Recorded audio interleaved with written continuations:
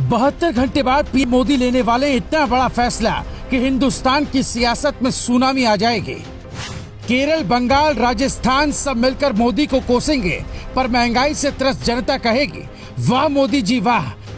Petrol की कीमतें इतनी कम होंगी आप सोच भी नहीं सकते। 3 दिन में 33 रुपए लीटर हो सकता है सस्ता। पीएम मोदी के फैसले से अब तक देश और दुनिया के लोग कई बार चौंक चुके हैं और 72 घंटे बाद जो फैसला होने जा रहा है उसका असर आपकी जेब पर ऐसा पड़ेगा कि आप भले ही मोदी विरोधी हो, लेकिन दिल से यही आवाज निकलेगी कि प्रधानमंत्री हो तो मोदी जैसा। पहले आपको मोदी सरकार के उस फैसले के बारे में बताते हैं, उसके बाद बताएंगे कि कैसे कई राज्य सरकारें इस फैसले के विरोध में खड़ी होने वाली हैं। पीएम के आर्थिक सलाहकार परिषद के चेयरमैन विवेक देबरॉय ने पेट्रोल डीजल को जीएसटी में शामिल करने की उम्मीद जताई है। देबरॉय का दावा है कि इससे बढ़ती महंगाई पर लगाम लगेगी। केंद्रीय मंत्री हरदीप सिंह पुरी ने भी कहा कि केंद्र सरकार इसे जीएसटी में शामिल कर खुश होगी, लेकिन राज्य ऐसा नहीं चाहेंगे। अब आप सोच रहे होंगे कि 5 साल पहले लागू हुई जीएसटी में अगर डीजल पेट्रोल आ भी गया तो हमारा क्या फायदा, तो वो भी समझ लीजिए। 27 अप्रैल 2022 को जब पीएम मोदी ने पेट्रोल डीजल की बढ़ती कीमतों के लिए राज्य को जिम्मेदार ठहराया तो कई राज्य भड़क उठे थे। तब दिल्ली में पेट्रोल की कीमत 105 रुपए 41 पैसे थी।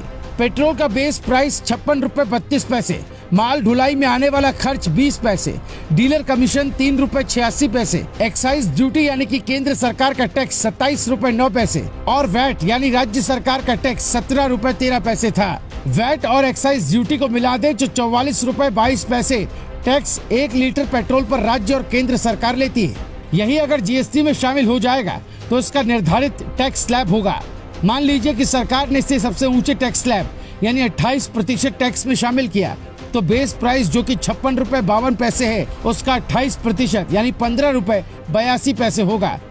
यानी आपको 1 लीटर पेट्रोल 72 रुपए 34 पैसे में मिलेगा। यानी 105 रुपए वाला पेट्रोल सीधे 33 रुपए प्रति लीटर घट जाएगा। कुछ इसी तरह डीजल का दाम भी करीब 25 से 30 रुपए कम हो सकता है।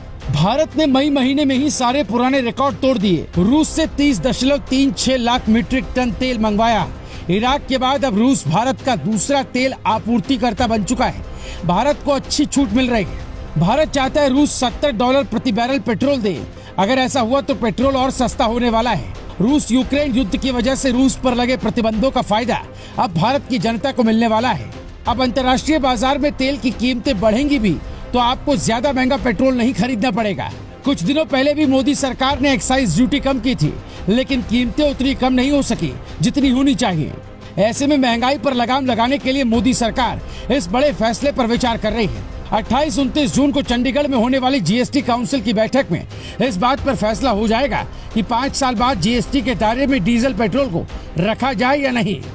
अब आप सोच रहे होंगे कि ये तो जनता की भलाई का फैसला है, फिर केरल, बंगाल और राजस्थान जैसे राज्य इसका विरोध क्यों करेंगे? दरअसल राज्यों को पेट्रोल डीजल से सालाना 2 लाख करोड़ रुपए की कमाई होती है।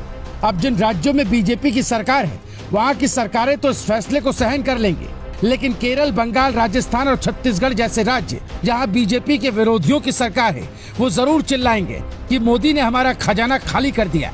जबकि सच ये है कि सरकार का खजाना जनता के लिए ही होता है और पीएम मोदी की हर योजना में आपको इसकी झलक जरूर दिख जाएगी। जब देश की जनता 100 से भी ज्यादा रुपए लीटर पेट्रोल भरवाकर त्रस्त है तो क्या उसे इसका लाभ नहीं मिलना चाहिए? Bureau report, global Bharat TV.